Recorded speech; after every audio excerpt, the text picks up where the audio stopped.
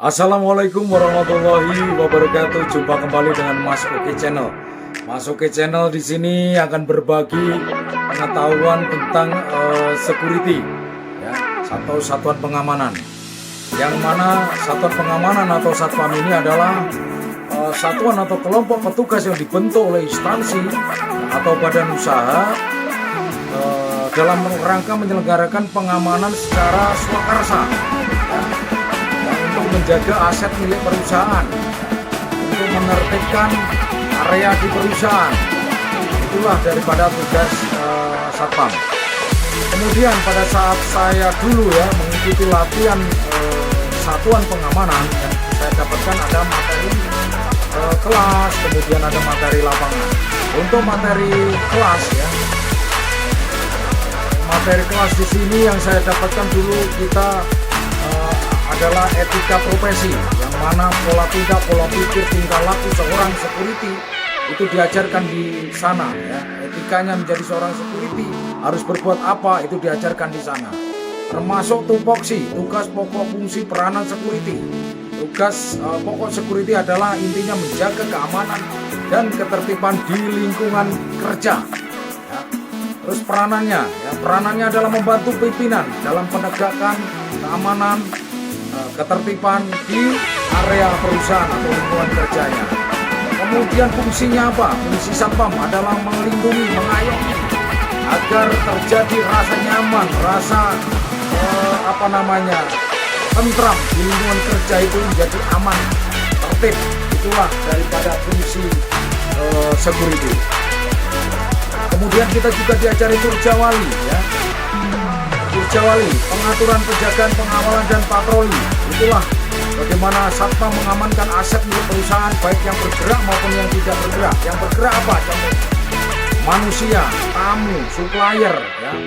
Kemudian yang tidak bergerak adalah gedung, ya. Gedung beserta isinya itu adalah barang-barang yang harus kita jaga, aset perusahaan yang harus kita jaga. Itu yang saya ingat waktu itu. Kemudian setelah diajari tentang turjawali, kita juga diajari TPTKP, tindakan pertama tempat kejadian perkara. Bila terjadi suatu peristiwa, ya, tindak pidana, kita seorang tenaga keamanan itu apa yang harus diperbuat? Tindakan kita mengamankan status quo, ya, mengamankan, tidak boleh orang masuk kecuali petugas di situ sambil menunggu petugas dari kepolisian datang.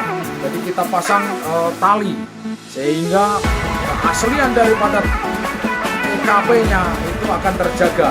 Makanya ada di situ pelajarannya TPTKP, tindakan pertama tempat kejadian perkara, ya, termasuk nanti bagaimana kita menolong korban, bagaimana kita mendapatkan saksi di suatu peristiwa atau kejadian itu. Itulah di situ ada pelajarannya TPTKP.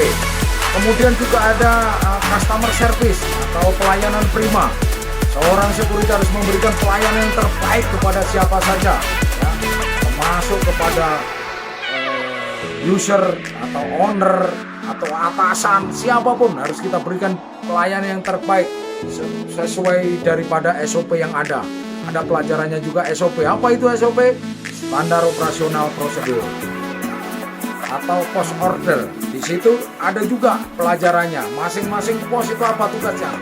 Pintu masuk tugasnya apa? Kemudian lobby tugasnya apa? Pintu keluar tugasnya apa? Receiving tugasnya apa? Di situ ada namanya pelajaran SOP. Kemudian ada juga pelajaran yang saya dapatkan waktu itu kepolisian terbatas. Kepolisian terbatas di sini kita diajari juga bagaimana kita seorang anggota keamanan mengamankan area tugas kita. Kita punya kewenangan di situ. Kita bisa memeriksa orang, kita bisa menggeledah orang yang dicurigai di area yang menjadi tanggung jawab kita. Di situ diajarkan juga. Itu namanya adalah pelajaran kepolisian terbatas. Nah, kemudian ada juga pelajarannya yaitu tertib administrasi. Tertib administrasi di situ diajari buku mutasi atau jurnal jaga. Kemudian juga buku tamu, buku telepon, buku kunci, semua di situ diajari tertib administrasi, ya. Kemudian saya dulu masih ingat juga, ya, diajari daripada pengenalan ya, pengenalan narkotika ya. Di situ diajari juga jenis-jenisnya apa saja. Seorang security hanya cukup tahu di pelajaran, tapi tidak boleh mencoba barang-barangnya ya, cukup tahu saja. Ada sabu, ada apa namanya itu yang dari apa namanya Aceh, ganja, inap, ataupun ekstasi. Kita nama-namanya tahu, tapi barangnya belum tahu. Kemudian kita juga diajari ya cara menembak yang benar bagaimana.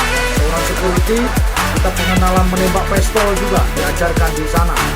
Kemudian kalau pelajaran itu tadi kelas ya, mungkin ada beberapa yang saya lupa, tapi ini saya mencoba ya pelajaran lapangan yang saya ingat juga.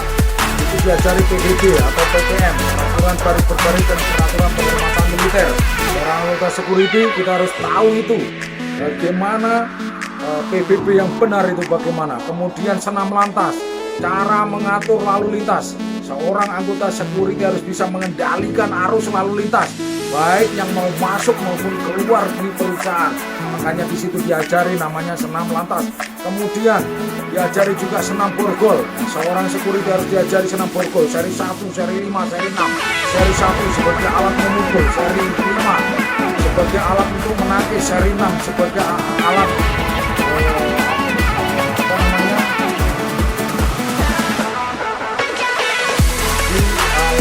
memukul. Seri 1 sebagai alat untuk memborgol, seri 2 seri 5 sebagai alat untuk memukul, seri 6 sebagai alat menangkis. Di situ diajari. Kemudian ada juga pelajarannya senam tongkat letter T. Senam tongkat letter T. Senam tongkat letter T 21. Berarti di situ gerakannya 21 gerakan. Nah, di situ juga diajarkan seorang security harus menguasai itu. Kemudian juga diajari daripada bela diri praktis, yang mana kita diajari di situ ya, secara taktis ya, secara taktis di situ dikumpulkan masing-masing ada karate, ada taekwondo, ada pencaksilat digabungkan jadi satu sehingga terbentuk namanya bela diri praktis. Bagaimana menghadapi todongan pakai senjata api, bagaimana menghadapi todongan pakai celurit ya, todongan pakai celurit, kemudian bagaimana menghindari todongan pakai pisau dari belakang, dari depan, dari samping, arah leher, bahkan arah perut. Nah, itu di situ diajari daripada pelajarannya bela diri praktis. Di situ diajari teman-teman ya. Jadi security ini sebetulnya lengkap. Dengan security ini apalagi sekarang ini di 2000 undang-undang di nomor 4 tahun 2020 kalau salah tentang security-nya menjadi profesi ya, statusnya menjadi profesi dan seragamnya keren seperti polisi juga. Yang mana tahapan security itu ada 3 tahapan ya. Security jenjangnya ada 3, yaitu gada pratama, kemudian gada madya, gada utama. Gada pratama yaitu dasar. Seorang security harus mengikuti dasar pelatihan gada pratama di situ anggota. Kemudian ada namanya pelatihan danru atau setingkat di atasnya anggota ya, danru ya. Danru itu dia harus mengikuti atau punya kualifikasi gada madya. Persyaratan daripada gada madya, dia harus memiliki atau sudah mengikuti pendidikan daripada gada pratama. Kemudian setelah kita mengikuti gada madya itu, kalau kita ingin jenjang di security itu bagus, maka kita harus mengikuti pelatihan yaitu gada utama. Gada utama diperuntukkan untuk chief atau manajer area atau sekelas manajer operasional sekalipun, bahkan direktur salah satu perusahaan BUJP yang bergerak dalam bidang pengamanan harus wajib mengikuti gada utama.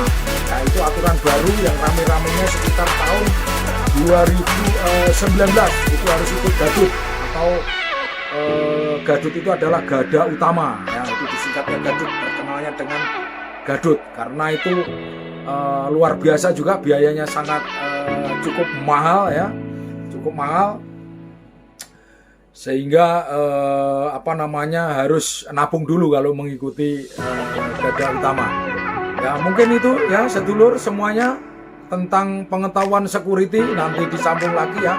Pengalaman tentang keamanan sangat banyak sekali. Saya juga pernah mengamankan surveillance surveillance di sini ya bekerja sama dengan Pertamina atau Patra Niaga. Tugasnya adalah menjamin daripada pendistribusian bahan bakar tepat waktu, tepat ukuran, ya, tidak berkurang sedikit pun. Itu salah satu surveillance namanya. Banyak pengalaman yang pernah saya ikuti di bidang security. Saya bangga jadi seorang tenaga keamanan. Ya, oke sedulur, dalam suasana pandemi saya juga mengingatkan patuhi protokol kesehatan, tetap semangat, jaga imun kita supaya tetap naik sehingga kita bisa beraktivitas kembali. Ya, salam kompak selalu. Ya. Mungkin ada kekurangan apa yang saya sampaikan, kurang lebihnya saya mohon maaf. Terima kasih atas perhatiannya. Jangan lupa Mas Oke Channel Jaya.